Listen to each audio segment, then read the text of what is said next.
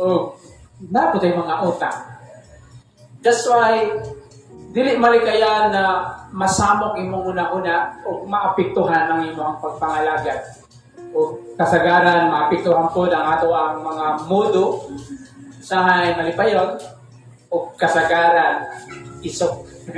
But anyway, our message today is the crisis age. Also ba ang word na crisis? Kapubrihon? Kapigaduhon? O kalisod? Naano ta sa panahon karon na even kinsa pa ang mupungko sa ato ang pag-gobyerno, it cannot change the situation. Bisan pa na muhaytik ang atong technology, muhaytik ang ato ang mga science, or ang ato ang mga doctors, tadawi sila magkuhan sa mga tambal, but the truth is, ang kalibutan sama lang sa bulak. Sama sa itong kinabuhi na kanus arata naging bata o karon na anata sa amtong nga pangidaron. This is the earth. Even na mag-high-tech man ang atong panahon, pero ang sitwasyon sa kalibutan nag-worse. Pag naapektuhan bisan pag nga mga kabataan tungod sa kay moderno na kay atong panahon, kananta kasagaran gagamit ang cellphone. Sa wala gagamit cellphone diya. Matagpungko na to sa balay, usahay walay tulog, cellphone. Then dili ka matingala na ang imong anak ingon ana ang iyang mga words, ang iyang action kay nakita nila sa video. Kung sa karon ang trending, di ba? Sa akong situation karon, atong tun-an kining ato ang panahon, the crisis age. Now, we are living in the momentous day in this world history. Nanata sa katapusang bahin. Bisan pa, mabot ang panahon na ang mga sakyanan di na maaging kalsada tungkol sa ka-high-tech. Maybe ko pa, maagi sa mong tugkaran. Sakay lang ka. Ito kasi mong atot magulat. I see many videos in the Facebook, even mga bus, mga sakyanan na ilisik. Tungkol sa high-tech sa panahon. Nag-high-tech ang panahon pero nag-usap ang ato mga pamatasan. Inyong pamilya, kung nakapamatikot ang inyong mga anak. Hindi na masugo. Masugo man pero may rohon. O isog pa sa ginikanan. Manaingon sa Book of Timothy na in the last day, lisod na kayo, not the financial, of course, but the attitude, especially sa mga Kristohanan. Amen? On every hand, the signs of the Lord imminent return are multiplying. So, makita na to, even to World War II, makaingon ang mga Kristohanon kaniya to, ibalik ng Ginoo. Maybe ang inyong mga katigulangan, kung buhay pa sila until now, makapamatik ang mga historya nila, na ang mga gera dito, di ba? Mga istorya sa Pearl Harbor, sa Amerika, even sa Japan. But it's not the end. Tungod kay, before sa rapture, na ginatawag na World War III, and we are now, hello, di ba? Kung mabatian na ito ang kagubot. And the prophecy said, according sa prophet of Book of Ezekiel, when Russia and Ethiopia, Sudan, Libya, Iran, mag-unite sila, they attack the Israel in one attack. Then, the rapture will come. Ang pakutan na, are you ready?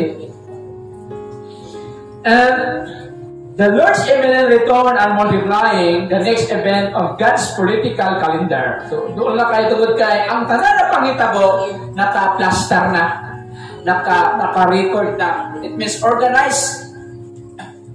Hello? Because God knows the past, the present, and the future. Kung di mo masabtan ang Biblia, mahimo ning pinakpit. Hello? Tugod kay, ang Biblia para sa tuwa, pero dili tanan na sulat para sa imuha. Amen?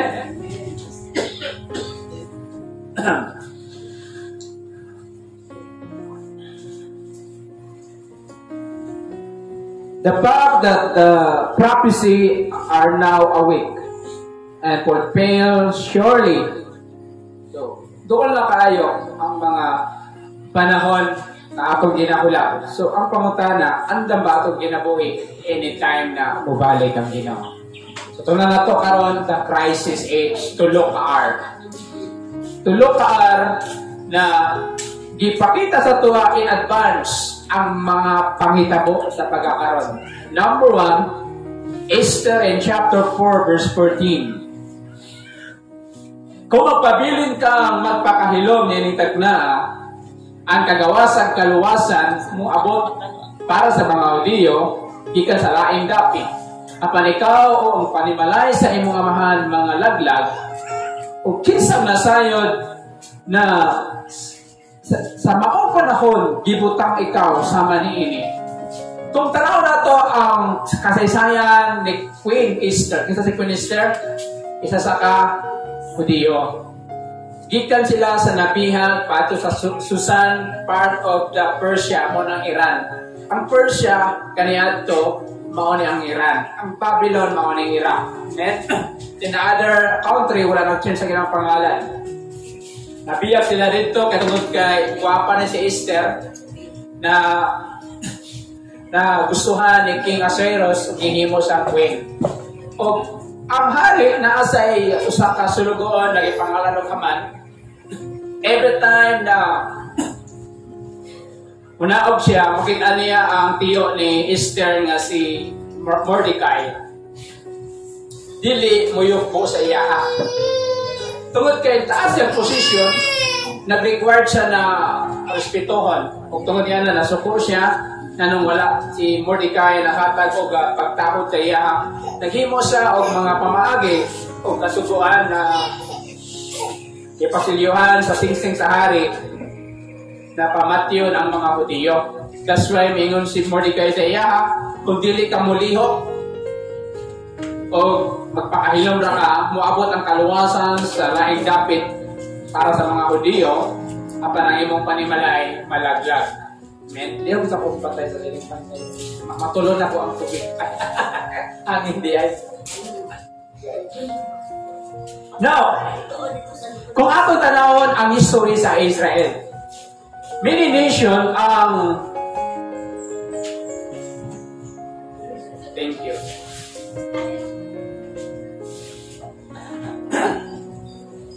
Daga mga nasod na ang gustong mo walaglag, mo puos sa Israel. Kung na to ang history sa Bible calendar, gikan sa mga Assyrian, pato sa mga Babylon o Iraq, ngadto sa Greece, panahon ni Alexander the Great. Apan sa gihapon, nakasurvive gihapon ang mga Hudiyo. Even sa panahon ni Titus, millions of Jews are killed. Even sa panahon ni Hitler, the great general and leaders of Germany, even in 1956, tapangan siya atake sa mga Egyptian in 1956. Four nation against one, pero daog gyapon ang Israel. Until now, but kung tanaw na to ang templo sa pagkakaroon, ang nagabarog dito mosque. But the prophecy na i-build up ang temple na i-build up dati ni Solomon, na gigupa sa mga Babylonian, gitukot pag-usap for 46 years, matukot na pag-usap. So, mga advance na mga pangitabo na ato karon mabatian in this crisis age. Number 1, yun yung gitawag na ito, ruin, pagkawasak. Kung tanaw na ito ang mga video, tanaw na ito ang mga sitwasyon, ang dagwa sa Iran and Israel, wasak ang ilahang mga building. Na naman, mauna ang epekto sa gitawag na ito na Michelle and nuclear bomb, di ba? Bising unsa na nila og mga pakita sa ilang mga power, so ang resulta gyud magkagutom ang ilang mga katauhan, then mga gupa ang ilang mga propiedad diha. Nanuman, we are now in the last day na magkagubot yun ang mga nasyon. Nanuman, it's of the leader na sila yung mga sarili nga ng mga prinsipyo. Dili sila magkasirabot, Okay, nasayo kita the purpose why Israel attack Iran tungkol sa ilahang nuclear weapon. Nahatok sila in advance na basi kung mahimo silang peligro o giunahan nila. So what's the result? Mini na mga casualty ang mga panghitabo. But remember, number one is ruin, pagkawasak, pagkalaglag, pagkagupa. Distant atong mga kinaiyahan. Hello, ang atong mga kaumahan, diba, kaniato sa inyong lugar, dagan pag mga lasang, dagan pagkakahuyan, karon puro na mga pan, atok. Nagkagupa ang ato ang kalibutan, nagkainit. Na naman wanay kahoy, resim. Di ba? Kung mag-away ang mga nasod, dili na pare kaniadto na yung mga espada, may mga pangkaw, karon kay mga nuclear ang gamiton, wasak ang usa ka syudad. It means dili ni mapugngan ang gitawag nato crisis age na mga tao bisan para sa ato ang pamilya na mahimo na magsaparanay na lang para ma-survive. Maningon sa Book of Matthew in chapter 24 na musanay ang kadautan ug mamugnaw ang gugma sa katagahanan. Hello. Yung mga panahon na bisan galing parinti nimo, pag wala kay kwarta, di na kakilala. We are now in this age of crisis. That's why ingon ni Mordecai, pag dili ka muliho, dili ka mangitag pamaagi because na naman na mahimo si Queen Esther as a queen. But ang balaod manggod sa hari sa Persia at that time, Ahasuerus, once na dili ka ipatawag sa hari ug muadto ka sa iyahang palasyo o sa iyahang Rome, pwede ka mamatay. Now, 30 days na wala ipatawag si Queen Esther. That's why ingon ni Mordecai, pag di pinagsantiyo, pag dili ka muliho, ang kaluwasan mo abo sa lain dapit, dili ka makaikyas. Sige mo ni Esther, nag-fasting siya 3 days and 3 nights. Then, nabahala na ni Esther. Patay kung patay. Grabe yung ingon niya ba? Tungod sa gugma niya sa iyang katawan, then pag-duol niya kay Gwamba lagi, ihikap ka kung kitawag sa sitter na ginagamit sa mga king. Then, timaan to na makasurvive ka. So, number one, the crisis age and the things that ahead is ruin, pagkagupa. Amen? Bisa pa sa ito mga lawas, di ba? Tungkol sa mga ka-high-tech karon, mga instant, di ba?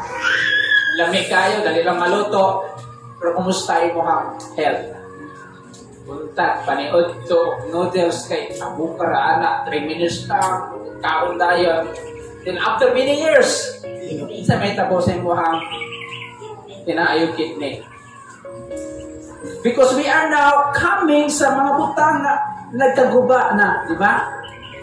That's why dili ka matingala. Yung ka nangalagad man to sa Ginoo, nano magkasakit mo ko. Tungod kay ang atong nawas, nagatigulang.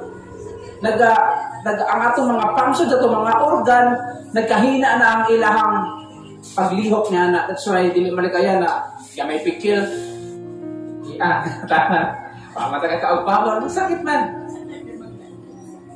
Tungod kay, it already happened. Kung dili ka kabalo, usahay, mag-question ka sa Ginoo, Lord, na nanay man eh. Dili mo mapugnan. Nanong init man, wala kahoy. Diba? Nanong nasakit man ka, kay sa kabatan ang patahan na. Kulang tulog, si kung saan lang ang ginapansakin ng baba. Hindi po nagagupa na. Then pagtigulang sa ayang di ba? Tungkol kay mauna ka matuoran, even sa Israel, they are the target sa prophecy. Mungkin na buhi, ang kasiguraduhan lang naa sa Ginoo. In this crisis age, remember, number one, ruin ang pagkaguba. And to this world, this possibility is written large on the front page of almost every newspaper and parade before its daily and television screen as. Kung tanaw na ito ang mga balita, madismaya ka. Tanaw na yung mga balita, patay dito, krimen diri, di ba? Pero kung wala na may safety, di pa sa ito ang syudad. Oh, di ba? Kung makita na doon na binanggaay sa mga sakinan dira. Oh, di ba? Sa atong karon na sitwasyon diri, kung nakaabang ka sa mga balita, walay simana na walay mga disgrasya. We are coming sa pagkawasak. That's why na dapat prepare ta sa kanunay. Ang akong i-prepare, as I said kanina, we must have the right relationship with Jesus. And number 2, and Zechariah, open your Bible in the book of Zechariah in chapter 4, verse 6. Zechariah. The Old Testament.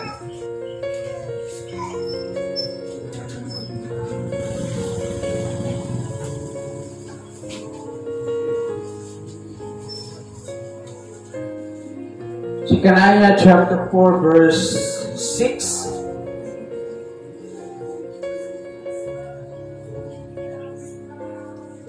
So he answered and said to me, "This is the word of the Lord to Zerubbabel, not by might, not by power, but by spirit, says the Lord." In crisis age, ang mga pangitabo sa panahon karon, number 1, ang pagaguba, ron, ikaduwa, revival. Naay may tabo nga revival in the Christian life. Kalibutan na the Holy Spirit will work sa kinabuhi sa mga Kristohanon in order to prepare them para iatubangon nila ang hadol na napagbalik sa Ginoo.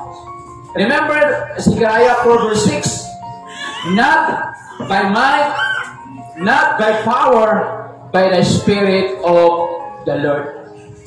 Ang ato ang kadasig, ang ato ang makapadayon ka sa pagpangalagad nato, nining crisis age, dili sa imong pagpaningkamot, dili sa imong kaalam, katakos, dili sa imong ability, kundi sa gahom sa balaang Espiritu.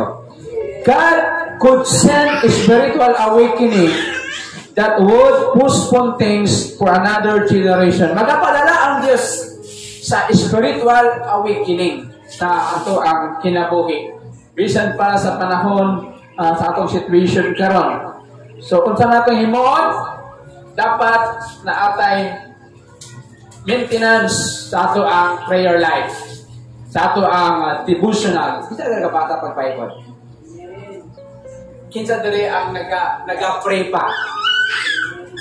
Even kung mayroon kita na ito sa crisis age, makalahutay ka kung naakay suod na connection sa Ginoo. Dili ka basta ma-discourage, dili ka basta mo-surrender, pag naakay intimate relationship with Christ. But remember, pag naakay tama nga relasyon sa Ginoo, the Holy Spirit will work within us. Amen? And probably there will be a great spiritual awakening, and that second Pentecost will be followed to the rapture of the church and fulfill the Joel's prediction. Many writers, dagan sa mga scholars na nagatuo na ang Joel in chapter 2 na ibuo sa Ginoo ang iyahang pala ang Espiritu. Pero nga ito lang kanila na prepare. Amen? Na makapadayon ka sa pagpangla. It means, kining revival na ginaingon.